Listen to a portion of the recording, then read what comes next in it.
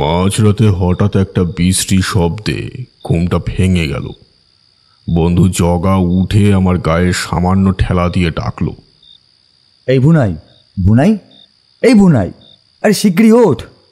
Jogger হাঁক ডাক শুনে ধর মুড়িয়ে তক্তাপোষে উঠে বসলুম। জগা বারবার জানালা দিয়ে কি যেন দেখছিল। আমাকে উঠে বসতে দেখে ঢোক গিলে সভয়ে বলল, বুনাই, একবার খিড়কি দিয়ে উঠোনের দিকে তাকা। ওখানে কেউ বসে কিছু একটা অপকর্ম করছে, বুঝলি? অনেকক্ষণ ধরে শব্দটা আসছে। কান পেতে শোন, তাহলেই টের পাবি। বাইরে ধোয়াটে অন্ধকার জমাট বেঁধেছিল। আমি তক্তাপোষে বসে ভালোভাবে কিছু টাহর করতে পারলুম না। অগত্যার জানালার খিড়কি দিয়ে এগিয়ে গেলুম, কিন্তু গড়া ধরে দাঁড়িয়ে উকি ঝুঁকি মেরেও বিশেষ কিছু চোখে পড়ল না। অথচ কচমচ করে একটা না একটা বিজাতীয় শব্দ হয়েই চলেছে। জগার চোখে ভয় দেখে আমারও মনটা খচখচ করছিল। ভীষণ খটকা লাগলো শব্দটা শুনে। দরজার কপাট খুলে উঠোনে গিয়ে দাঁড়াতেই একটা রাতচোরা পাখি ঘাড় বেঁকিয়ে নিচে ঝুঁকে কি যেন দেখল। পরক্ষণেই কর্কশ স্বরে ডাকতে ডাকতে আমাদের মাথার ওপর চক্কর খেতে লাগলো। তারপর ডানা ঝাপটিয়ে দ্রুত উড়ে পালালো। বলা ভালো, কিছু দেখে ভয়ে চিৎকার করে উড়ে পালিয়ে গেল। সঙ্গে সঙ্গে আমরাও একটা হাড় কাঁপানো দৃশ্য দেখে সভয়ে পিছিয়ে এলো। দেখলুম একটা মিশ কালো ছায়া মূর্তি উঠোনের মাঝখানে ঠ্যাং ছড়িয়ে বসে কড়মড় করে একটা মানুষের মাথা চিবিয়ে খাচ্ছে। জগার চোখ দুটো আতঙ্কে বিস্ফারিত হয়ে ঠেলে বেরিয়ে আসতে দেখল। গলা ফাটিয়ে চিৎকার করে কিছু বলার চেষ্টা করছিল, তার আমার কানে শোনা হলো না। আমি মূর্ছা গেল।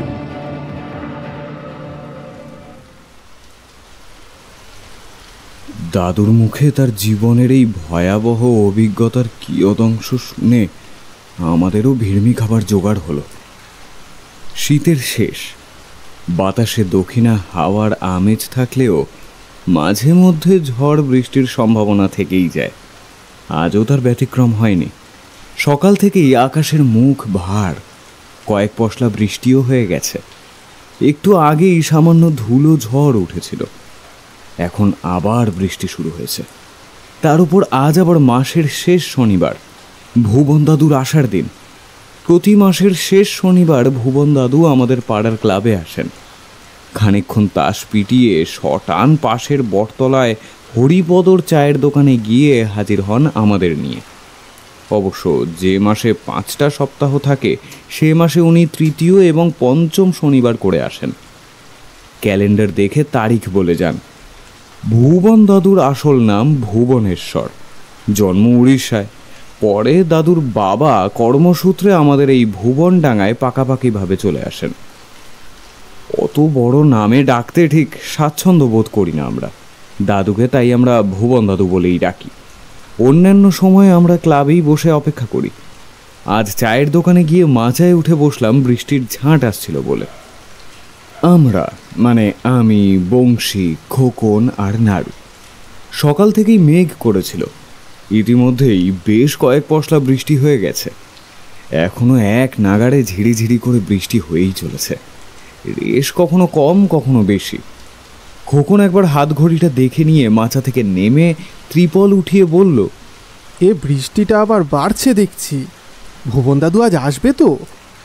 বংশী রুমাল দিয়ে মাথা মুছতে মুছতে বলল, ও সে সময় মতো দাদু ঠিক চলে আসবে, তুই দেখে নিস। এই ঝড় বৃষ্টি এর আগেও তো কিছু কম হয়নি। এই গোটা বর্ষাকাল জুড়ে আবহাওয়া যতই খারাপ থাকুক না, দাদু হরিপদ চায়ের দোকানে আসার ব্যাপারে কোনো বিঘ্ন বা ব্যতিক্রম কোনো ঘটেনি। নাড়ু কিছু বলতে যাচ্ছিল, এমন সময় ভুবন দাদুর গলা শুনতে পেলাম। কাস্তে কাস্তে গলা খাকারি দিয়ে দোকানের ছাউনির নিচে এসে দাঁড়ালেন। তারপর ছাতার জল ঝেড়ে বন্ধ করে দেওয়ালের এক কোণে দাঁড় করিয়ে হরিপদকে 5টা চা আর চপ মুড়ির অর্ডার দিয়ে ভিতরে প্রবেশ করলেন। আমরা দাদুকে দেখে হই হই করে উঠলাম। দাদু হেসে বললেন, আজ একটু দেরি হয়ে গেল রে, একটা জরুরি কাজ মিটিয়ে এলুম। ভুবন দাদু, আগের দিনের গপ্পটা খুব তাড়াতাড়ি শেষ হয়ে গেছিল, কিন্তু আজকে তোমায় একটা বড় গপ্প বলতে হবে, নইলে কিন্তু ছাড়বো না। বেশ বেশ, তবে একটু ভাবতে দে, দেখি কোনটা বলা যায়। আমরা অধীর আগ্রহে দাদুর মুখপানে চেয়ে বসে রইলাম। কিছুক্ষণ নীরবে থাকার পর ভুবন দাদু বার দুয়েক কেশে গলা ঝেড়ে নিয়ে বললেন,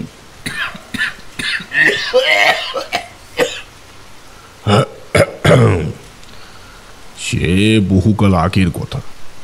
আমি মাত্র 5 বছর বয়সে বাবার হাত ধরে যখন এখানে এলুম, তখন এই ভুবন ডেঙ্গা অজপাড়াগা ছিল। এখন তো আধা গ্রাম শহরের ছোঁয়া লেগেছে। সে যাই হোক, ধীরে ধীরে শৈশব থেকে কৈশোরে পা দিলুম। আমার মাত্র 15 বছর বয়সে বাবা চলে গেলেন। পিলের ব্যামও ছিল। তারপর থেকেই শুরু হলো আমার জীবন যুদ্ধ। বাবা খামখেয়ালি স্বভাবের মানুষ ছিলেন, তাই খুব বেশি রোজগার করতে পারেননি। অর্ধেক দিন কর্মক্ষেত্রে যেতেন না, বাড়িতেই আফিম খেয়ে পড়ে থাকতেন। জমানো টাকা পয়সা ধার দেনা শোধে আর বাবার চিকিৎসায় ফুরিয়ে গেছিল। সংসারে শুধু 2টি প্রাণী, আমি আর মা। তবু অভাব অনটন লেগেই থাকত। আমাদের দুর্দশা দেখে বশির চাচা একদিন তেনার নৌকো করে আমায় মাছ ধরতে নিয়ে গেলেন। সব শিখিয়ে পড়িয়ে একদিন বললেন, যা বেটা, আইসিগা তুই মুদের লিগা যাওলা হলি, এবার মাইসের ব্যবসা কর। আমার পুরনো নৌকা খান তোরে দিয়া দিতাছি, হেইডা সইরা আইসিগা মাইস ধরতে যাবি। কোনো জামিলি হইলে লম্প দেখাইবি, আমারে হাক দিবি, আমি কাছেই থাকুম, সইলা যাম। বশির চাচার আশীর্বাদে আমি একটু সুখের মুখ দেখলুম। চাচার পুরনো নৌকা সারিয়ে নতুনের মতো করে নিলুম। চাচা তখন লোন নিয়ে ভটভটি কিনেছে। তারপর বেশ কয়েক বছর কেটে গেল এভাবেই। আমি যুবক হয়ে গেলুম। আমার উপার্জনের টাকা কিছু কিছু করে জমিয়ে চাচার নৌকাটা কিনে নেওয়ার পরিকল্পনা করেছিলুম, কিন্তু চাচা কিছুতেই টাকা নিতে চাইলে না। আমার পিঠ চাপড়ে বলল, সাবাস বেটা, এ তোর উন্নতি দেখা আমার একেরে প্রাণ জুড়াইয়া যায়। আমি তো তোর বাপের মতো রে, টাকা নিতে পারুম নে আমি। আর তুই বরং আমারে একদিন মাইস রাইদা খাওয়াস, কেমন? আমার চোখে জল এসে গেল, কৃতজ্ঞতা শ্রদ্ধার অশ্রু। আমি অকুত ভয় ছিল। এক ঝড় বাদলের রাতে নৌকা নিয়ে মাছ ধরতে গেল। তখন বেশ ভালো ভালো ইলিশ ধরা পড়েছে রোজ। তাই চাচাকে ইলিশের নানা পদ রেঁধে খাওয়ানোর ইচ্ছে হলো। মায়ের সাথে আমিও হাত লাগালুম। সে বড় আনন্দের দিন ছিল, কিন্তু আনন্দ কখনো চিরস্থায়ী হয় না। একদিন বশির চাচাও আমাদের ছেড়ে চলে গেলেন। তার কিছুদিন পর আমার মা। আমি একেবারে অনাথ, অভিভাবকহীন হয়ে গেল। প্রথমে কিছুদিন মনমরা হয়ে বাড়িতে বসে থাকার পর একদিন নদীর ধারে গেল। ঘাটে গিয়ে দেখি নৌকো নেই। আমি হন্যে হয়ে চারিদিকে খুঁজে বেড়ালুম। অন্যান্য জেলে বা মৎস্যজীবীদের কেউ কিছুই বলতে পারল না। নদী থেকে একটু দূরেই চাষের জমি। হারান চাষি আমায় দেখে টোকা মাথায় জমি থেকে উঠে এলো। আমি হারানকে প্রশ্ন করতেই সে কেমন একটা ভীত সন্ত্রস্ত ভাব করে এদিক ওদিক দেখে নিয়ে আমার কানের গোড়ায় ফিসফিস করে বলল, কাল রাতের বেলা ঘরে গোমর লাগছিল, তাই মুই এদিক পানে একটু হাওয়া খেতে চলে গেছিল। এই যে দেখি মাঝ দরিয়ায় একখানা নৌকা একই জায়গায় ঘুরপাক খাইতেছে। মনে হলো একটা মাইয়ারে দেখলো ওখানে লন্ঠন তুলে হাত চেনে দিয়া মোড়ে ডাকতেছিল। মুই পার্থিকা হাঁক দিয়া কইলুম, কি গো বইন ওখানে কি করো তুমি? কি কও? বিপদে পড়লা নাকি? কিন্তু কোনো সারা শব্দ দিলে নে, এ শুধু হাতছানি দিতেছে। ঠিক বলে বিপদে পড়েছে ভেবে মুই তোর নৌকাটা বাসাতে গেলুম, কিন্তু তারপরে যা দেখলুম তাতে চোখ দুই কান কপালে উইটে গেল। যে নৌকায় মাইয়াটা ছিল সেইটা হঠাৎই পাড়ের কাছে আগা এলো। ছুটে যে দেখলুম তোর নৌকাতেই ওই চইরা বসে আছে। ও মুই জিগাইলুম যে এই নৌকায় তুমি কোত্থেকে পেইলে? তো ভুবনেশ্বরের নৌকা। সে জবাব না দিয়ে নৌকা সমেত কোথায় যে উধাও হয়ে গেল, ও তার আর সন্ধান পেলুম নিকো। আমি তো শুনে অবাক। হারান চাষি বলে কি? কোথাকার কোন মেয়ে এসে আমার নৌকো নিয়ে ভেগে গেল? এ কি ম্যাজিক নাকি? কি করে সম্ভব হলো? কারণ জেলে বস্তির কয়েকজন জোয়ান মরদ পালা করে ঘর দোর ছেড়ে সারা রাত নদীর পাড়ে পড়ে থাকে, যাতে ভিন গায়ের কেউ এসে মাছ চুরির হজ্জতি করতে না পারে। মেয়ে ছেলে বেটা ছেলে যেই হোক, সে এসে ঘাটে বাঁধা নৌকো খুলে ভাসিয়ে নিয়ে যাবে আর ওরা কেউ টের পাবে না, এ হতেই পারে না। হারান মাঝে মধ্যেই নেশা ভাঙ করে পড়ে থাকে। তাই ভাবলুম ও বেটা নিশ্চয়ই তখন নেশার ঘোরে ভুলভাল কিছু দেখেছে, এ কখনো সম্ভব নয়। মনে মনে একচোট হেসে নিলুম। কিন্তু নৌকাটা কে নিয়ে গেল? কেন নিয়ে গেল? এতগুলো লোকের চোখের সামনে দিয়ে নৌকা চোর কি করে নৌকা সমেত উধাও হয়ে গেল, সেটা ভেবে সত্যি আশ্চর্য হয়ে গেল। এদিকে আমি আর কোনো উচ্চবাচ্য করছি না দেখে হারান হতাশ হয়ে চলে গেল। তবে হারানের কথায় হাসলেও আমার মন থেকে খটকা কিন্তু গেল না। মনটা খচখচ করতে লাগলো। আবার মনমরা হয়ে ঘরে ফিরে এলো। চিন্তায় রাতে ঘুম এলো না। আমরা ভুবন দাদুর গপ্প হাঁ করে শুনছিলাম। দোকানে তেমন কোনো খদ্দের ছিল না। হরিপদ চপমুড়ির গামলায় সরা চাপা দিয়ে এক পাশে রেখে সবার হাতে হাতে চায়ের ভাঁড় ধরিয়ে দিল। তারপর নিজেও এক ভাঁড় চা নিয়ে দাদুর গপ্প শুনতে বসল। এইদিকে অনেকক্ষণ ধরেই খোকন কিছু একটা বলবার জন্য উসখুস করছিল। চা খাবার ফাঁক তালে চাপা স্বরে বলল, মেয়ে ছেলেটা বুড়োর নৌকো বেয়ে পালাতে যাবে কোন দুঃখে শুনি? নির্ঘাত ওর সাথে বুড়োর কোনো গোপন শত্রুতা ছিল। মানে খোকনের কথা শেষ হবার আগেই নাড়ু অর্থপূর্ণ দৃষ্টিতে আমাদের দিকে তাকালো। নাড়ু ঠোঁট টিপে হাসছিল। আমি আর বংশী ওদের দিকে কটমট করে তাকাতেই ওরা চুপ করে গেল।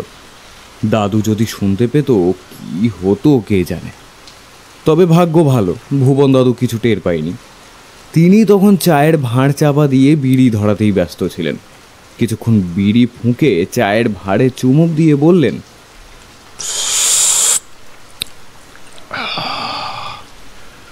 শুয়ে শুয়ে অনেক কথা ভাবছিল। একবার মনে হলো জেলেরা নির্ঘাত কিছু সময়ের জন্য ঘুমিয়ে পড়েছিল, আর সেই সুযোগে নৌকাটাকেও হাতিয়ে নিয়ে চলে গেছে। হারান কি দেখতে কি দেখেছে তার মাথা মুন্ডু নেই, কিন্তু তবু মনে তেমন শান্তি পেলুম না। নৌকাটা বশির চাচার শেষ স্মৃতিচিহ্ন, তাছাড়া আমার রোজগারের সবচেয়ে বড় হাতিয়ার। চাচার ভটবটি বিক্রি করে ধার দেনা শোধ করেছে ছেলে আফজল। সুতরাং নৌকা না পেলে আমার সর্বনাশ হয়ে যাবে, এ কথাই বারবার মনে হতে লাগলো। আমার বাড়ি থেকে নদীর চর হাঁটা পথে 20 মিনিট। তাই ভেবে দেখলুম ঘুম যখন আসছেই না, তাহলে একবার ঘাটেই যাই। সন্ধ্যায় কিছু জায়গা খুঁজে দেখা বাদ পড়ে গেছে। ওদিককার হালচাল দেখলে হয়তো কিছু আন্দাজ করা যেতে পারে। আমি খিড়কির দোর খুলে বেরিয়ে গেলুম। ওদিকে একটা পথ আছে যেখান দিয়ে গেলে 15 মিনিটে পৌঁছে যাওয়া যায়। সবে মাত্র কয়েক পা হেঁটেছি, হঠাৎ দিনু ময়রার বাড়ির সামনে লোকজনের জটলা দেখে দ্রুত পা চালিয়ে এগিয়ে গিয়ে দেখি দিনু বাড়ির বাইরে রোয়াকে বসে বুক চাপড়ে বিলাপ করছে। তাকে ঘিরে পাড়ার লোকজন হাই হুতাশ করছে। আমি বিপদ বুঝে দিনুকে কোনো প্রশ্ন না করে তড়িঘড়ি ভেতরে ঢুকে গেল। গিয়ে দেখি প্রতিবেশীদের কয়েকজন উঠোনে দাঁড়িয়ে বাড়ির বাকি সদস্যদের সান্ত্বনা দিচ্ছে। তাদের মধ্যে আমার বন্ধু জগাই ছিল। আমি ভেতরে যাওয়ার সাথে সাথে জগা বলে উঠল, গোল ঘরে গিয়ে একবারটি দেখে আয় বোনাই, কি সব বনে সে কাণ্ডটি ঘটে গেছে। আমি গোয়াল ঘরে গিয়ে যে দৃশ্য দেখলুম তাতে আমার হৃদস্পন্দন থেমে যাবার জোগাড় হল।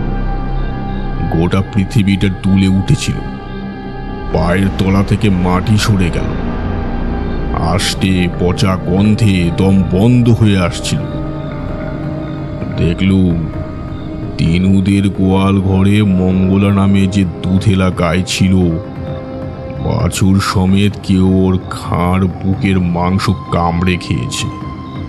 দুধের বাঁটেও ধারালো দাঁতের চিহ্ন। কেউ শরীর থেকে সেটাকে ছিন্ন করে ফেলে রেখে গেছে। উঠোনময় হাড় গোড় চিবিয়ে খাওয়ার উচ্ছিষ্টে ভর্তি। একটা অবলা নিরীহ প্রাণীর সাথে একই নৃশংসতা। উফ, এখনো চোখ বুঝলে দৃশ্যটা দেখতে পাই যেন। এমন ভয়াবহ অথচ করুণ মর্মান্তিক দৃশ্য যে দেখতে হবে জীবনে তা কখনো ভাবিনি। নিজেকে সামলে নিতে সময় লাগলো। জগাইকে আড়ালে ডেকে বললুম, ব্যাপারটা সুবিধে ঠেকছে না জগা। কোনো হিংস্র জন্তু জানোয়ারের বাস গ্রামের জঙ্গলে কোশমিনকালেও নেই। তাহলে এ কাজ করলো কে?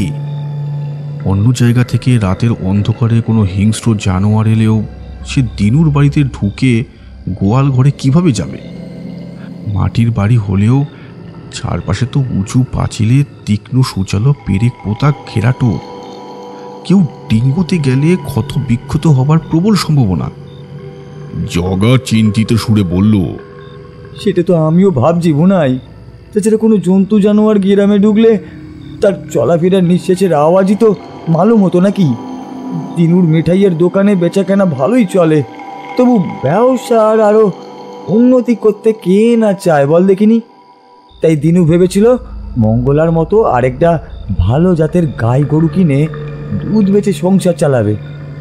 কিন্তু কপাল দোষে যেটা ছিল সেইটাই গেল। জগা আমায় ভুনাই বলে ডাকত। আমিও জগার কথা শুনে ভয়ের চেয়েও বেশি ভাবনায় পড়ে গেল। কারণ সত্যি যদি কোনো ভয়ানক হিংস্র জন্তু কাজটা করে থাকে, তবে তো সে রোজই কারোর না কারোর ঘরে হানা দেবে। সবার ঘরে তো ঘেরাটোপ নেই। বেশিরভাগই ছোটোখাটো মাটির কুড়ে ঘর, একচালা দোচালা।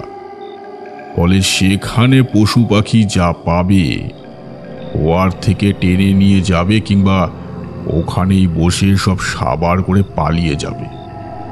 তাছাড়া অত হিংস্র জানোয়ারের হাত থেকে মানুষও রেহাই পাবে না। দিনুকে কোনো মতে শান্ত করে ঘরে আনা হলো।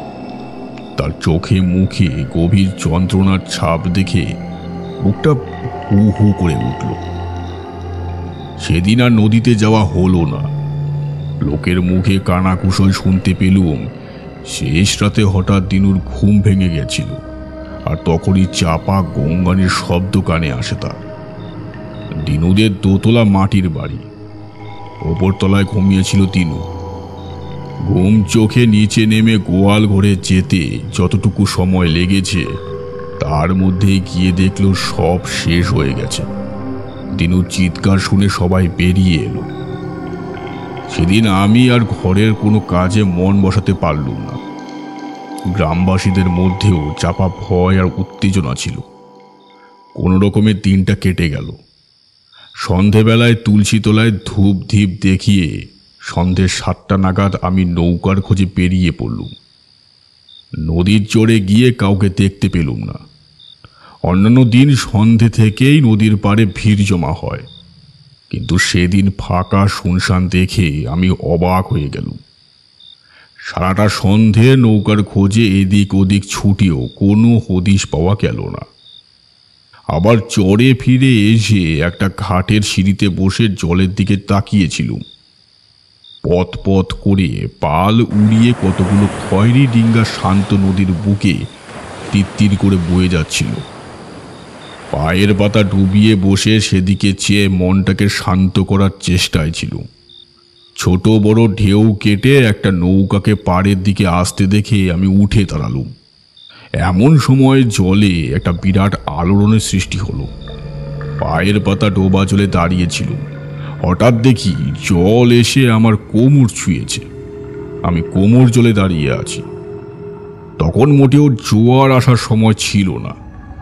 তবু অত জল দেখে আমি ঘাট থেকে উঠে আসছিল, কিন্তু নৌকাটা ততক্ষণে অনেকখানি এগিয়ে এসেছে। আমি অবাক বিস্ময়ে সেদিকে চেয়ে আছি।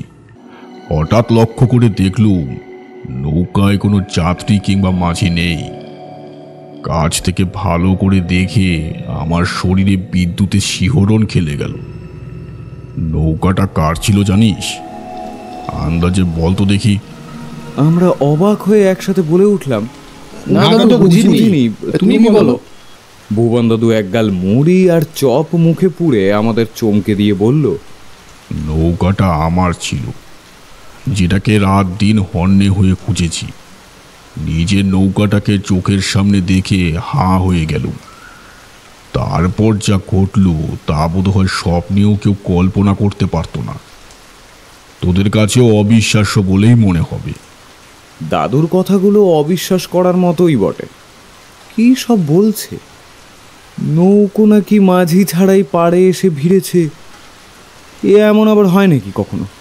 তারপর মনে হলো দাদু নিজেও সেদিন সন্ধ্যায় নেশা ভান করে নদীর চরে গিয়েছিল হয়তো, তাই কি দেখতে কি দেখেছে তার ঠিক নেই। উপস্থিত সকলের মুখ দেখে টের পেলুম ওদের মনেও একই প্রশ্ন ঘুরছে। ওদিকে দাদুর কোনো হেলদোল নেই। দিব্যি অম্লান বদনে আর একটা চপ মুখে পড়ে চিবোতে লাগলেন। আমরা নির্বাক হয়ে তার মুখের দিকে চেয়ে রইলাম। হঠাৎ কি মনে হতে দাদু আসন ছেড়ে উঠে দাঁড়ালেন। তারপর এক হাতে পলিথিনের ছাউনি উঠিয়ে বাইরে উকি দিয়ে বললেন, নৌকাটা দেখে যতটা অবাক হয়ে গিয়েছিলুম তার চেয়েও বেশি ভয় ধরে গিয়েছিল। সবকিছুই কেমন একটা অচেনা লাগছিল। ইতস্তত করে নৌকাটাকে টেনে পাড়ে লাগাতে যাব, এমন সময় ছইয়ের ভেতরে খচখচ করে শব্দ হলো। গ্রামে তখনও বিদ্যুৎ আসেনি। আমি হ্যারিকেন নিয়ে অন্ধকার ছইয়ের ভেতরে ঝুঁকে আবছা আলোয় দেখলুম একজন অল্প বয়সী সুন্দরী যুবতী এক গা গয়না পরে ছইয়ের ভেতর একটা পুটুলি নিয়ে বসে আছে। আমাকে দেখে খিলখিল করে হেসে উঠল। সঙ্গে সঙ্গে নৌকাটাও আচমকা সরাত করে পিছিয়ে গেল। আমি টাল খেয়ে প্রায় পড়েই যাচ্ছিলুম, মেয়েটা অমনি তাচ্ছিল্যের সুরে কোনা গলায় বলে উঠল, তুই কেমন মাঝিটো আছিস রে বাবু, লোকটা পারে ভিড়াইতেও পারিস লাই। শোন, তুই একটা কাম কর, ওকে নিয়ে দাঁড়িয়ে থাক, মুই এখনই আসতেছি। আমি মেয়েটির কথার উত্তর দেব কি? ভূত দেখার মতো চমকে উঠল মুখে দেখে। মেয়েটি কে, কোথা থেকে এসেছে, আমার নৌকায় চড়ে কোথা থেকে এলো, সবচেয়ে বড় কথা আমার নৌকা নিয়ে সে কোথায় গিয়েছিল, কেন গিয়েছিল, যার কোনো ধারণা করা আমার পক্ষে সম্ভব ছিল না। প্রশ্নটা করতেই যাব, সেই মুহূর্তে আমাকে কিছু বলার সুযোগ না দিয়ে নৌকা থেকে এক লাফে পাড়ে নেমে এলো। মেয়েটি শুধু সুন্দরী নয়, রীতিমতো নজর কাড়া লাস্যময়ও বটে। বংশী এতক্ষণ চুপ করেছিল, এবার ফস করে টিপ্পনি কেটে বলল, দাদুর বুঝি খুব মনে ধরেছিল মেয়েটাকে, হ্যাঁ? আর সেও তো নিশ্চয়ই আপত্তি করেনি, কি তাই না? তারপর দুজনে কি নৌকা বিহারে গেলে? হ্যাঁ, বংশীর আলটপকা মন্তব্য শুনে দাদুর চোখ মুখ কঠিন হয়ে উঠল। বংশী আরও কিছু বলার তালে ছিল, আমি সঙ্গে সঙ্গে ওকে ঘুঁটো মেরে থামিয়ে দিলাম। ভুবন দাদু গলায় খেদ নিয়ে বলে উঠলেন, তোরা আজকালকার ছেলে ছোকরারা বড়ই উদ্ধত, গুরুজনদের একদমই মানিগণ্যি করিস না। বংশী চুপ করে রইল। বাকিরাও মুখ টিপে হাসছিল। আমারও যে হাসি পায়নি তা নয়, কিন্তু দাদুকে চটিয়ে দিলে গল্প শোনা মাটি হয়ে যাবে, তাই ধারাবাহিকতা বজায় রাখতে চুপ করে গেলাম। দাদু আর চোখে সকলকে একবার দেখে নিয়ে গলা খাঁকারি দিয়ে বললেন, মেয়েটি আমায় মাঝি বলে ডেকেছিল বটে, কিন্তু আমি যে মাঝি নই, নৌকা পারাপার আমার কাজ নয়, পেশায় আমি একজন জেলে বা মৎস্যজীবী, সেসব ওকে সরাসরি জানিয়ে দিল। মেয়েটির চোখ মুখ চকচক করে উঠল আমি মৎস্যজীবী শুনে। জিভ দিয়ে ঠোঁট দুটো চেটে নিয়ে উৎফুল্ল হয়ে বলল, ও তুই জাউলা আছিস তো বটে। উফ, কদিন মাছ ভাত তো খাইনি রে, বড় স্বাদ জাগে মাছের মাথাটো খাইতে। একটু একটু রেঁধে খাওয়াইবি? আমি তখন ইহ জগতে নেই বললেই চলে। একটা মেয়ে বলা নেই কওয়া নেই হঠাৎ করে আমার নৌকা নিয়ে উধাও হয়ে গেল, আবার ফিরে এসে এখন আমার হাতেই মাছ ভাজা খেতে চাইছে। আমি হতভম্ব হয়ে গেল। মেয়েটির দিকে সন্দিগ্ধ দৃষ্টিতে তাকিয়ে আছি দেখে সে হাসতে হাসতে বলল,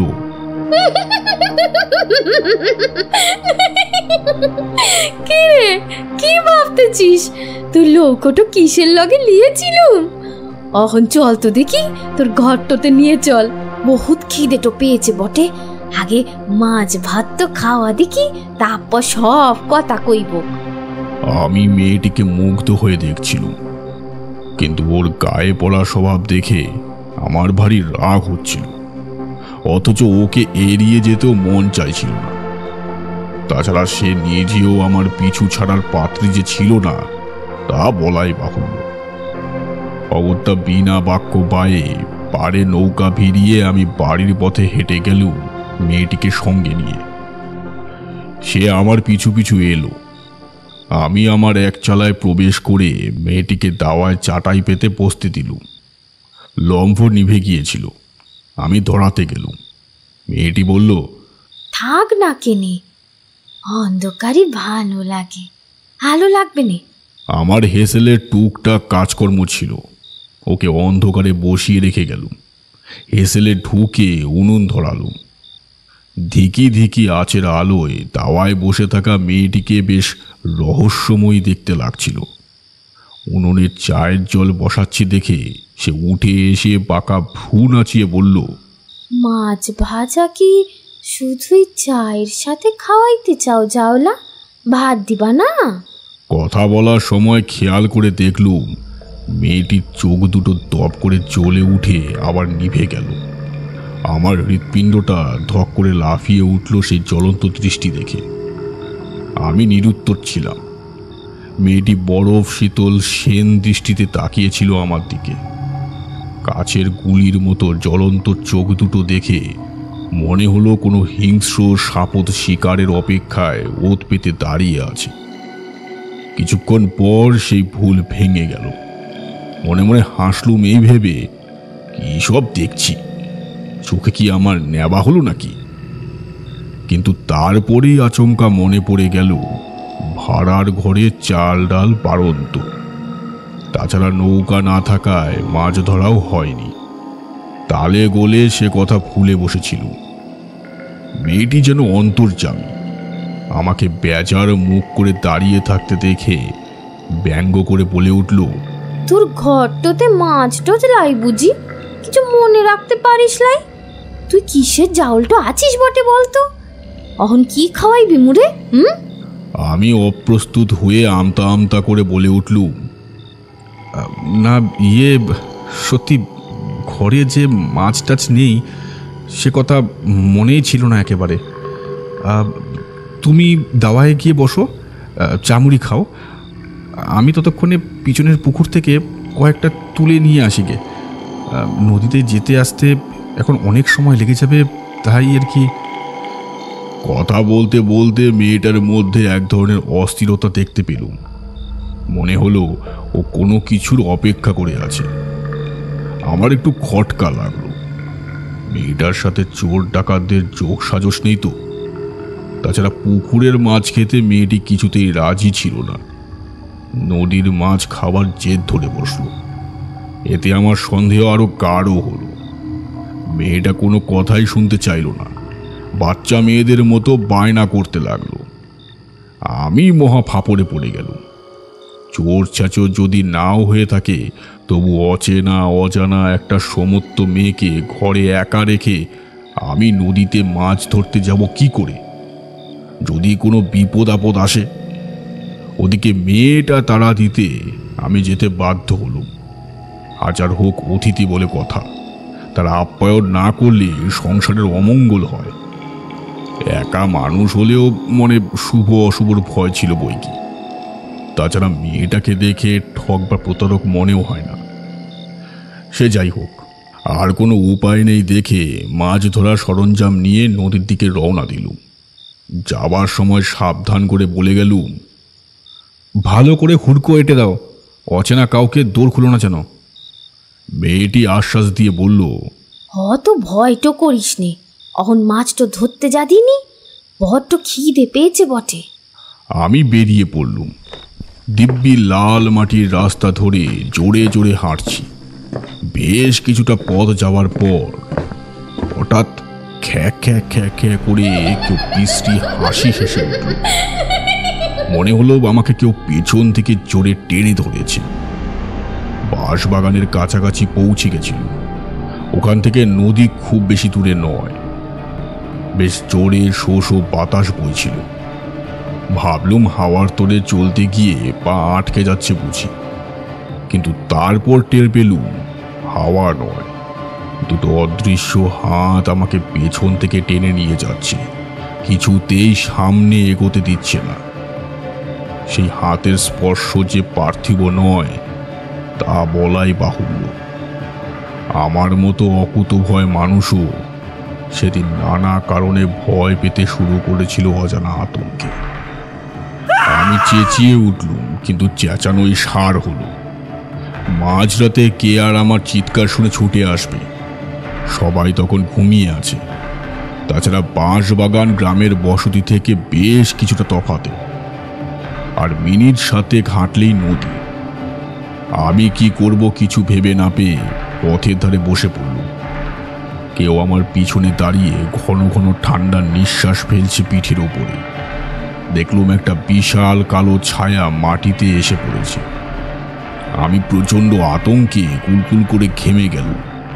পেছন ফিরে দেখার সাহস ছিল না, ভয়ে চোখ বুজে ফেলেছিল। তবু খ্যান খ্যানে গলায় কুৎসিত হাসির শব্দে ঘাড় ঘোরাতেই হলো। অথচ পেছন ফিরে একরাশ কালো ধোয়ার কুণ্ডলি ছাড়া আর কিছুই চোখে পড়ল না। মনে হলো অমন ধোঁয়াশা তো সারাদিনের জমে থাকা উনুনের ধোয়া ধুলো থেকেও সৃষ্টি হতে পারে। তাহলে এসব কি অসম্ভব কল্পনা করছি আমি? সামনেই জঙ্গল, হাসিটা নিশ্চয়ই হায়না জাতীয় কোনো প্রাণীর। সনসন করে বাতাস বইছে ফাঁকা শস্য ক্ষেতের ওপর দিয়ে, আর সেই বাতাসের ধাক্কায় আমি এগোতে পারছি না। এসব ভেবে গায়ের ধুলো ঝেড়ে উঠে আমবাগানের ভেতর দিয়ে নদীর দিকে হাঁটা দিল। ওদিকে বাতাসের বেগ কম ছিল, তাই পথে আর কোনো সমস্যা হলো না, নির্বিঘ্নে পৌঁছে গেল। কিন্তু নোঙর খুলে যেমনি জলে ভাসাতে যাব, তখনই আবার পেছন থেকে কেউ আমাকে টেনে ধরল। দুটো বরফ ঠান্ডা শীতল হাতের স্পর্শ পেল। গলা শুকিয়ে কাঠ হয়ে গেল অজানা আতঙ্কে। নৌকাটা আপনি আপনি সরসর করে জলের তোড়ে সামনে এগিয়ে যাচ্ছিল। ওদিকে আমার পিঠের ওপর সেই বরফ ঠান্ডা হাতের চাপ ক্রমশ বেড়েই চলেছে। স্পর্শটা যে কোনো অতি প্রাকৃত শক্তি তা বুঝতে বাকি ছিল না। হ্যাচকা টানে সেই অদৃশ্য শক্তি আচমকা আমাকে নদীর চরে ঠেলে ফেলে দিল। কি যে তার উদ্দেশ্য, আমার সাথে কেন এমন অস্বাভাবিক আচরণ করছে, কিছুই বুঝিনি তখন। এই পর্যন্ত বলে ভুবন দাদু একটু বিরতি নিলেন। বেশ ভয়ের আবহ সৃষ্টি হয়েছিল হরিপদর চায়ের দোকানে, কিন্তু দাদুর মুখে পিঠে মেয়েলি হাতের স্পর্শ শুনে সবাই মুখ টিপে হাসতে লাগলো। আমিও কাশির আছিলায় মুখে রুমাল চাপা দিতে বাধ্য হলাম। আহা, আমার পিঠেও যদি এরকম একটা মেয়ের ছোঁয়া পেতুম, বরাত খুলে যেত রে। আমাদের হাসাহাসি টোন টিটকিরি কিছুই ভুবন দাদুর চোখ এড়ায়নি। তবু সেসব হজম করেই অম্লান বদনে তিনি বিড়ি ফুঁকছিলেন।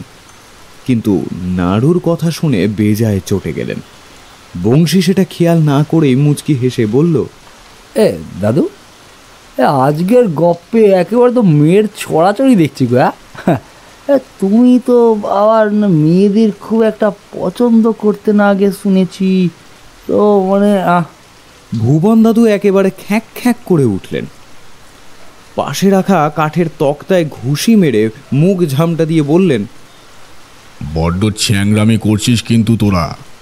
বাজে না বকে আগে পুরো গল্পটা শোন, তারপর বুঝবি কটা মেয়ে ছেলে কটা বেটা ছেলে কি ব্যাপার।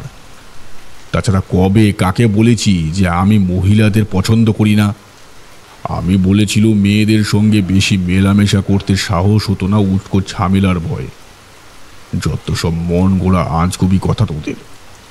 নাড়ু বংশী দুজনেই থতমত খেয়ে চুপ করে গেল ভুবন দাদুর এক ধাতানিতে।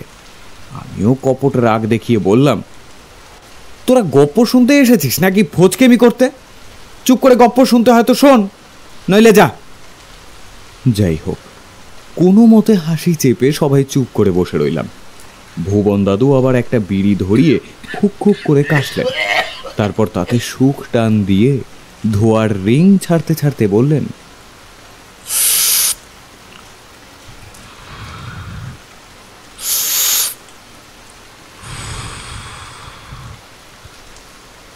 আমি কিন্তু ওই ভয়ঙ্কর পরিস্থিতিতেও জাল ফেলে মাছ ধরে নিয়ে এলো।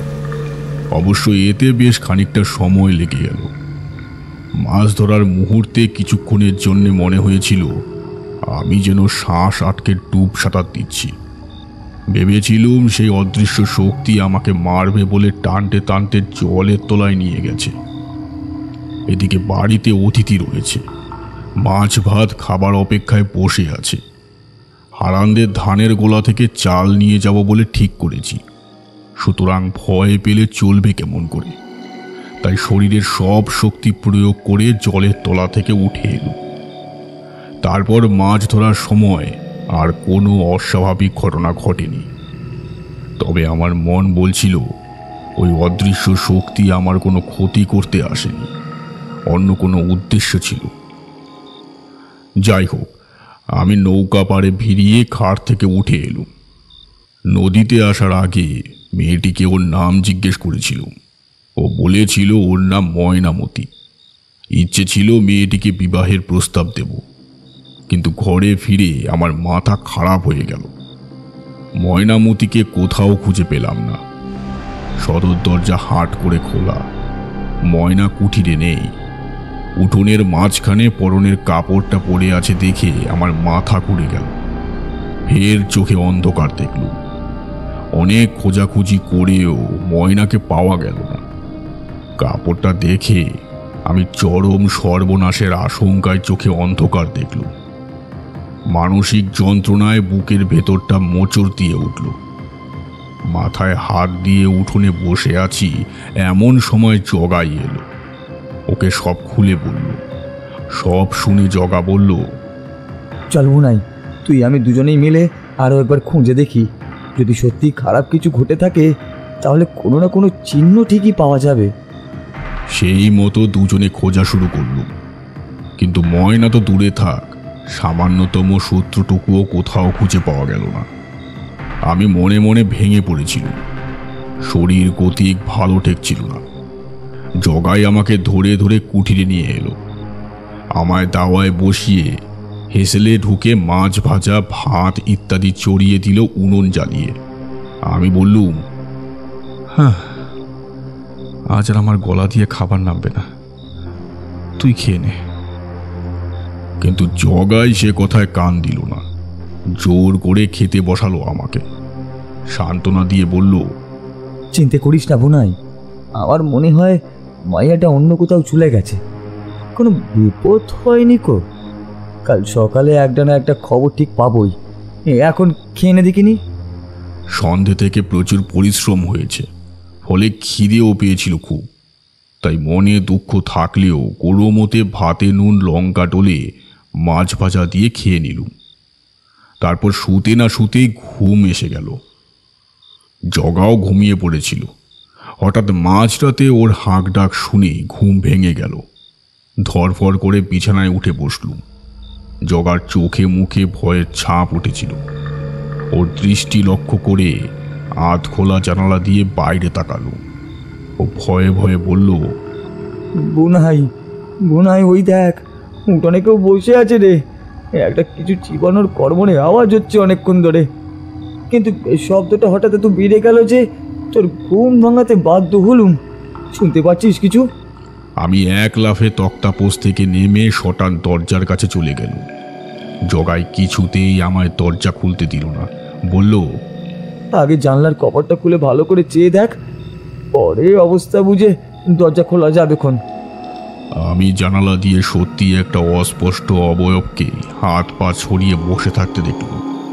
কর মুড়িয়ে হাড় চেবানোর বিশ্রী শব্দ কানে এলো। তারপর যা দেখলুম তাতে আমার বুদ্ধি শক্তির লোপ পেয়ে গেল। আমি আদৌ বেঁচে আছি কিনা সে ব্যাপারে রীতিমতো সন্দেহ হচ্ছিল। গায়ে চিমটি কেটে দেখলুম, না, বেঁচে আছি। সেই ভয়ানক দৃশ্যের কথা ভাবলে আজও আমার বুক কেঁপে ওঠে। দেখলুম একটা আস্ত মানুষের মুন্ডু হাতে নিয়ে চিবিয়ে চিবিয়ে খাচ্ছে এক অশরীরী ছায়া। আমার হাত পা কাঁপতে লাগলো। আকাশে চাঁদের ম্লান আলো গিয়ে পড়েছিল ওই অশরীরীর মুখে। মুন্ডু চিবোতে চিবোতে আমার দিকে ফিরে তাকালো। আমি হতবাক হয়ে স্নায়ুর মতো দাঁড়িয়ে রইল। জগাই ভয়ে আমার হাত চেপে ধরে বলল, ওটা ওটা কিরে বুনাই? কেউ? ও কি কোনো মানুষ? না না, মানুষ হতে পারে না। আর মুন্ডু চিবিয়ে খাচ্ছে ও? কাকে মেরেছে ও? দৃশ্যটা দেখে অজানা আতঙ্কে এমনিতেই আমার হাত পা ঠান্ডা হয়ে গিয়েছিল। তার ওপর ওই অশরীরী যখন মুখ তুলে আমার দিকে তাকালো, আমার বুকের রক্ত হিম হয়ে গেল এক লোহমায়। কি যে বিভৎস ভয়ঙ্কর সেই অশরীরীর মুখের চেহারা, তা ভাষায় প্রকাশ করা যায় না। হাতের আঁত খাওয়া মুন্ডুটা কোন হতভাগ্যের তা ভাবারও অবকাশ পেলুম না। তার আগেই সেই অশরীরী ধরটাকেও ছিঁড়ে ফালা ফালা করে চিবিয়ে খেতে লাগলো। ঠোঁটের কষ বেয়ে টপ টপ করে রক্ত ঝরছে। তীক্ষ্ণ লাল দাঁত দেখিয়ে পৈশাচিক উল্লাসে হাসতে হাসতে দূরের অন্ধকারে মিলিয়ে গেল। আমার গলা শুকিয়ে কাঠ। জগাইয়ের দিকে ফিরে দেখি সে বিস্ফারিত চোখে অশরীরী চলে যাওয়ার অন্ধকার পথের দিকে তাকিয়ে আছে। গোটা দুনিয়া আমার চোখের সামনে বন বন করে ঘুরছিল। ভাষা হারিয়ে ফেলেছিল।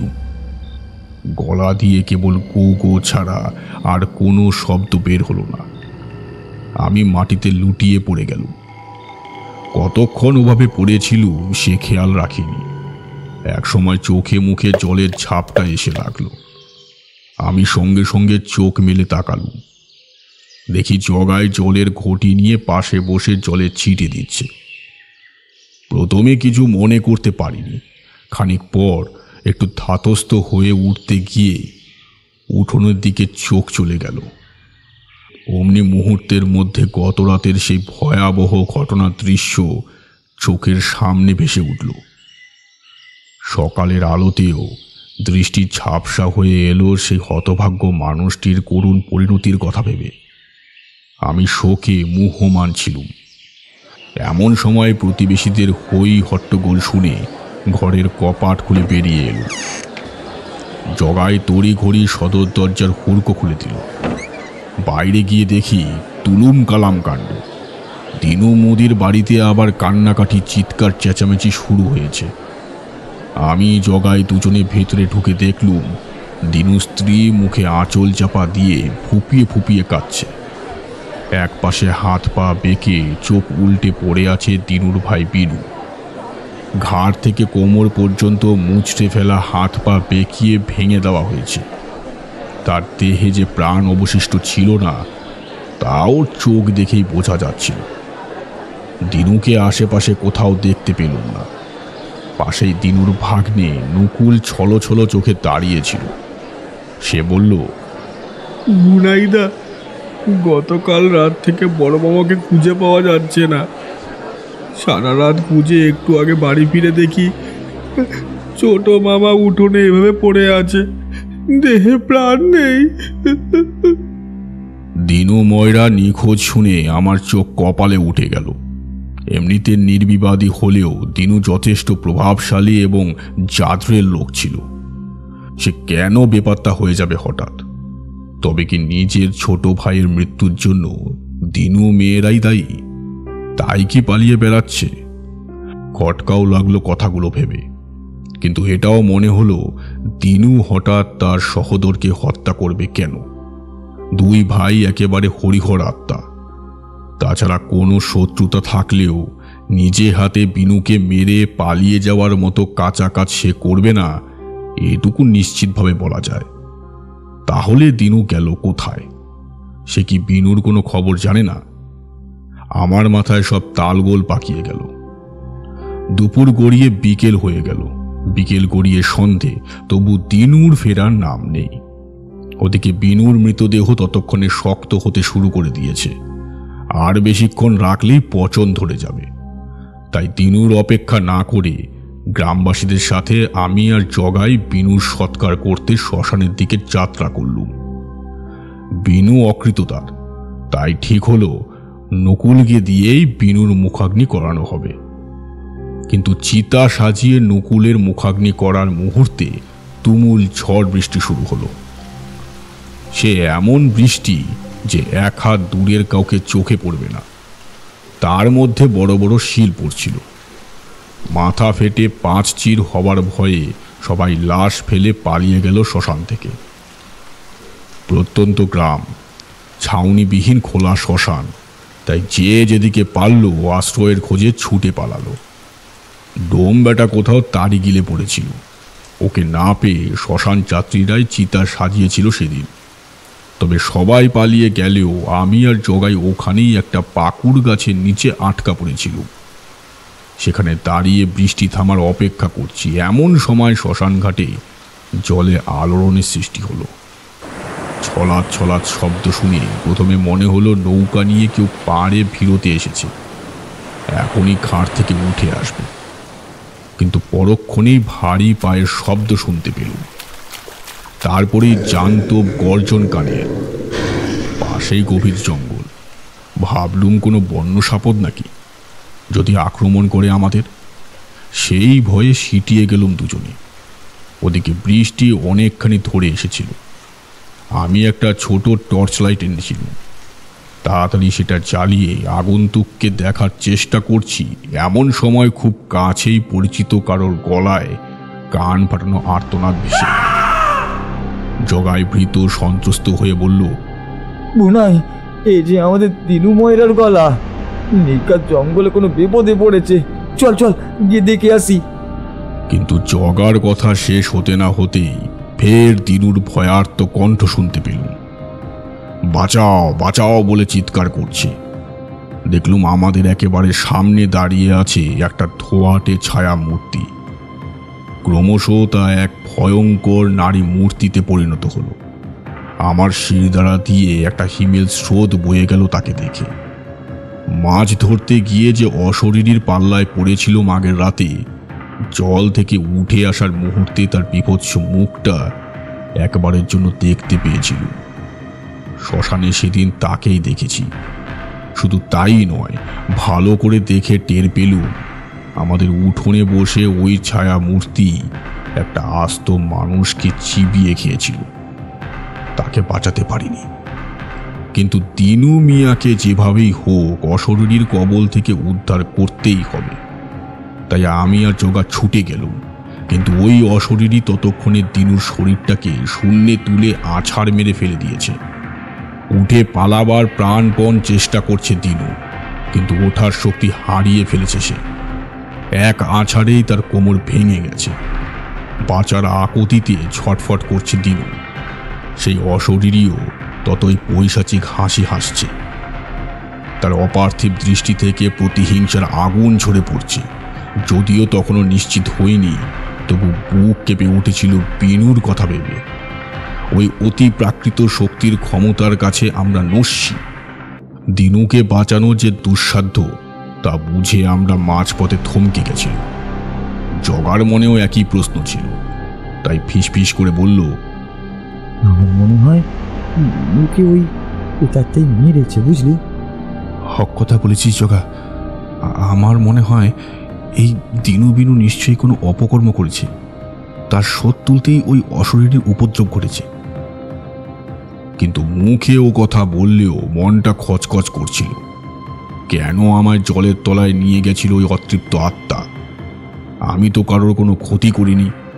সেই প্রেত মূর্তি তার অলৌকিক ক্ষমতার দ্বারা আমার মনের ভাবনা টের পেল। বিনুর পিঠ থেকে এক খাবলা মাংস তুলে হিংস্র গর্জন করে বলে উঠল, চিনতে পারছিস আমাকে? শয়তান দিনু ময়রা, চিনতে পারছিস? মনে পড়ে সেই ঝড় বৃষ্টির রাতের কথা, আমার স্বামী জয়নালের কথা? আজ তোকে শেষ করে তবেই আমি মুক্তি পাব। ক্ষত স্থান থেকে অবিরত রক্ত ঝরছে।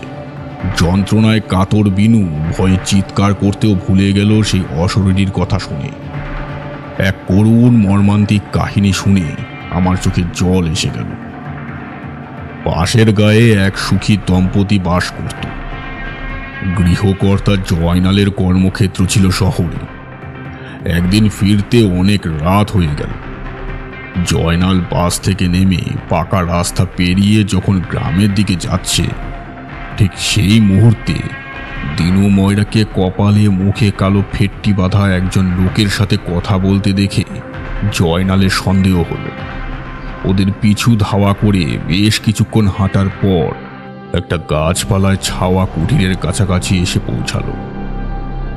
জয়নাল একটু দূরত্ব রেখে ঝোপঝাড়ের ভেতর দিয়ে হাঁটছিল। কুটিরের একদম সামনে পৌঁছে সেই সন্ডা গোছের লোকটা মুখের ফেটটি খুলে দাঁড়াতেই জয়লাল চমকে ওঠে। কয়েক মাস আগে এক নামকরা ব্যবসায়ীকে হত্যা করে ফেরার হয়ে গেছে ওই লোকটাই। জয়লাল তাকে চিনে ফেলে। লোকটা একজন দাগী আসামি। তখনকার দিনেও ওর মাথার দাম ধার্য করা হয়েছিল বেশ কয়েক লক্ষ টাকা। যাই হোক, আড়াল থেকে ওদের সমস্ত কথাবার্তা শুনেছিল জয়লাল। দিনু ওই দাগী আসামি কালু সর্দার ওরফে কালুয়াকে লুকিয়ে রেখেছে নিজের গোপন আস্তানায়। দিনুর ভাই বিনুও ওখানে উপস্থিত ছিল। দিনুর চোরা কারবার, জাল ওষুধের ব্যবসা, ড্রাগ পাচার, দাদার সমস্ত কুকীর্তির সাক্ষী ছিল সে। কারবার সামলাতে ওস্তাদ ছিল বিনু। জয়লাল যে ওদের পিছু নিয়ে আড়াল থেকে সব শুনছে ধূর্ত বিনু তা প্রথমে টের পেয়ে গেছিল, কিন্তু জয়লালকে তা বুঝতে দেয়নি। জয়লাল যখন সব দেখে শুনে বেরিয়ে আসছে, বিনু আর কালুয়া পেছন থেকে ওর ওপর ঝাঁপিয়ে পড়ে। তারপর জয়লালকে মেরে প্রমাণ লোপাট করতে গভীর জঙ্গলে ফেলে দিয়ে আসে। হিংস্র সাপদের দল মৃতদেহ গ্রাস করে নেয়। তবে শুধু এতেই ক্ষান্ত থাকেনি দিনু ময়রা। সে রাতেই জয়লালের স্ত্রীকেও মেরে ফেলার নির্দেশ দিয়েছিল দিনু ময়রা। কালু সর্দার জয়লালের বাড়িতে হানা দিয়ে নির্মমভাবে হত্যা করে তার অন্তঃসত্ত্বা স্ত্রীকে। জয়লালের স্ত্রী বিচক্ষণ বুদ্ধিমতী মহিলা।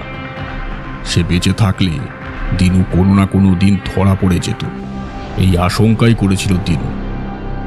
জয়লালের স্ত্রীর গর্ভস্থ 8 মাসের ভ্রূণ ফালা ফালা হয়ে গেছিল কালুয়ার উপর্যপরি ছুরিকাঘাতে। তারপর কালের নিয়মে তার অতৃপ্ত আত্মা জেগে ওঠে। আমাদের উঠোনে বসে কালুয়াকে চিবিয়ে খেয়েছিল জয়নালের স্ত্রীর অতৃপ্ত আত্মা, তারপর দিনুর ভাই বিনুকে। এভাবেই দিনুর প্রিয়জনদের শেষ করেছিল সে। নিরীহ অবলা প্রাণী মঙ্গলাকেও মাসুল দিতে হয়েছিল দিনুর কুকীর্তির জন্য। দিনুর স্ত্রী শেষ পর্যন্ত আত্মহত্যা করতে বাধ্য হয়েছিল, কিন্তু আমি তখনও বুঝিনি কেন আমার উঠোনেই বসে কালুয়াকে খেয়েছিল জয়নালের স্ত্রীর অতৃপ্ত আত্মা। কেন সে আমাকে জলে ডুবিয়ে মারতে চেয়েছিল, আমাকে ধরেও কেন অক্ষত অবস্থায় ছেড়ে দিল। এর উত্তরও শীঘ্রই পেয়েছিল। তার অতি লৌকিক কণ্ঠ শুনতে পেল। দিনু শুধু আমাকেই মারেনি, শয়তানটা তোমাকেও মেরে ফেলতে চেয়েছিল বনেশ্বর। তোমাদের এই ভুবনডাঙ্গার ভিটে বাড়ির নিচে গড়া গড়া মোহর সোনা দানা লুকোনো রয়েছে। দিনুর কাছে সেই খবর আছে। এটুকু শুনেই আমি বাকরুদ্ধ হয়ে গেল। আর বাকিটা শোনার পর আমি একেবারে পাথরের মতো স্থির স্তব্ধ হয়ে গেল। ভয়, কষ্ট, যন্ত্রণা সব একসাথে আমার গ্রাস করেছিল সে বৃষ্টি ভেজা রাতে শ্মশানে দাঁড়িয়ে। আমাদের ওই ভিটে বাড়ির জমিতে নাকি বহুকাল আগে কোনো রাজার রাজপ্রাসাদ ছিল, কিন্তু তিনি গত হওয়ার পর রাজকুমারের যথেচ্ছাচারের ফলে রাজকোষের টান পড়ে। রাজকুমার সব সময় জলসা ঘরে নাচ গান, সুরাপান আর শিকারের নেশায় ডুবে থাকতেন। একদিন নায়েব আর তার ছেলে সুযোগ বুঝে লুটপাট চালিয়ে রাজকুমারকে মেরে পালিয়ে যায়। তারপর ওই পরিত্যক্ত প্রাসাদ ধীরে ধীরে ধ্বংস হতে থাকে, একসময় ভেঙে ধূলিসাৎ হয়ে যায়। আমার বাবা ওই পরিত্যক্ত জমিতেই দোচালা তৈরি করে আমাদের নিয়ে আসেন। নায়েবের উত্তর পুরুষদের কারোর সাথে দীর্ঘ বছর পর দিনুর যোগাযোগ হয়েছিল, যার কাছে প্রাসাদের জমির নিচে গুপ্তধনের নকশা ছিল। দিনু তার সাথে গলা করে আমাকে মেরে ফেলার ধান্দা করে। আর ভাগ্যের ফেরে ঠিক সেদিনই ময়নামতি আমার বাড়িতে অতিথি হয়ে আসে, মাছ ভাজা খেতে যায়। দিনু আমার প্রতিবেশী, তাই জয়নালের স্ত্রীর অতৃপ্ত আত্মা আমার ওপর ভর করে দিনুকে খতম করতে চেয়েছিল, কিন্তু তা না করে সে আমায় ছেড়ে দিল। কারণ অতি প্রাকৃত শক্তিরা তাদের ক্ষমতা বলে অতীত বর্তমান সব দেখতে পায়।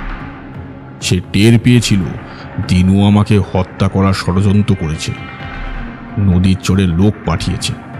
শুধু তাই নয়, সে আমার বাড়িতেও লোক লাগিয়েছিল। দাগি আসামি কালুয়া আমার বাড়িতে ঢুকে লুকিয়েছিল, তা আমি টের পাইনি, কিন্তু সেই অতৃপ্ত আত্মা সব জানতে পারে। তাই নানাভাবে আমার কাজে বাধা দিতে থাকে। নানা অছিলায় সে আমাকে অনুসরণ করে আমার বাড়িতে আসে, আবার নদী ঘাটেই টেনে নিয়ে যায়, যাতে দিনুর লোক আমাকে মারার ফুরসত না পায়। ময়নামতির জন্যে মাছ ধরতে নদীতে যাওয়ার সময় যাকে দোয়াশা ভেবে ভুল করেছিল, সেটাও আসলে ওই অতৃপ্ত আত্মারই লীলা খেলা ছিল। সে আমাকে বাড়িতে নিয়ে এসেও আবার নদী ঘাটে টেনে নিয়ে গিয়েছিল, শুধু আমাকে বাঁচাবে বলে। জয়লালের স্ত্রীর সেই অতৃপ্ত আত্মা আসলে কে জানিস? ভুবন দাদুর গল্প শুনে এমনিতেই যথেষ্ট ভয় লাগছিল, তার উপর এমন একটা প্রশ্ন শুনে আমরা হতচকিত হয়ে দুপাশে মাথা নেড়ে না বললাম। গল্পের শেষটা জটিল ধাঁধার মতো ছিল। দাদুকে অনুসরণ করে ওই অতৃপ্ত আত্মা কখন দাদুর বাড়িতে গেল সে কথা তো গপ্পে শুনিনি। আর ওই ময়নামতি, তার কি হয়েছিল? কেন সে বাড়ি এসেও আবার উধাও হয়ে গেল সে কথাও দাদু বলেননি। তাছাড়া ওই অশরীরী আত্মা দাদুকে বাড়িতে নিয়ে এসে আবার ওই নদী ঘাটেই ফিরিয়ে নিয়ে গেল, ভাবতেই কেমন যেন মাথার ভিতরে সব জট পাকিয়ে যাচ্ছে। তার উপর দাদুর এমন একটা প্রশ্ন শুনে বদ্ধ উন্মাদে পরিণত হবার জোগাড় হলো। বংশী, খোকন, নাড়ু সকলের অবস্থাই একই রকম। আমরা থম মেরে আছি দেখে দাদু চমকে দিয়ে বললেন, জয়লালের স্ত্রী অন্য কেউ নয়, ময়নামতি নিজেই। প্রতিশোধ নিতে এসে আমার জীবন সংশয় টের পেয়েছিল। বাড়িতে ওত পেতে থাকা কালুয়াকে সেদিন রাতেই আমার উঠোনে বসে চিবিয়ে খেয়েছিল ময়নামতি। কালুয়া সন্ধ্যে থেকেই সুযোগের অপেক্ষায় ছিল, কিন্তু জগা আমার সাথে থাকায় ঠিক সুবিধে করতে পারেনি। আসন্ন বিপদের আঁচ পেয়ে মাছ ভাজা খাওয়ার বায়না ধরে আমায় নদীতে পাঠিয়ে দেয়। ওদিকে দিনু চারদিকে লোক লাগিয়ে রেখেছিল, তাই যাতে আমি অন্য পথে নদীতে যাই, তাই মাছ পথে নানান উৎপাত চালিয়ে আমায় ঘুর পথে যেতে বাধ্য করেছিল।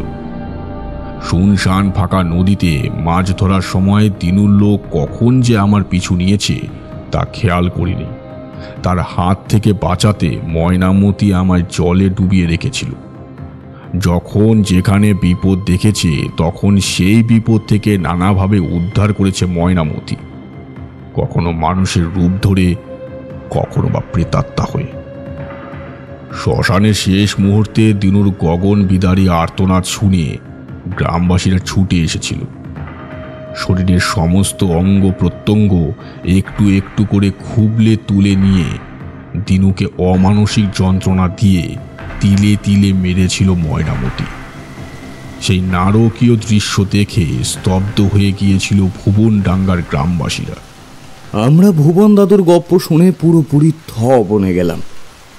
আর কোনো টোন টিটকিরি মারার সাহস পায়নি কেউ। তবে ভুবন দাদুর ভিটের নিচে যে গুপ্তধন ছিল, দাদু তা উদ্ধার করেছিল কিনা আর জানা হয়নি। আবার একটা শনিবারের অপেক্ষায় থেকে গেলাম এই প্রশ্নটা করব বলে।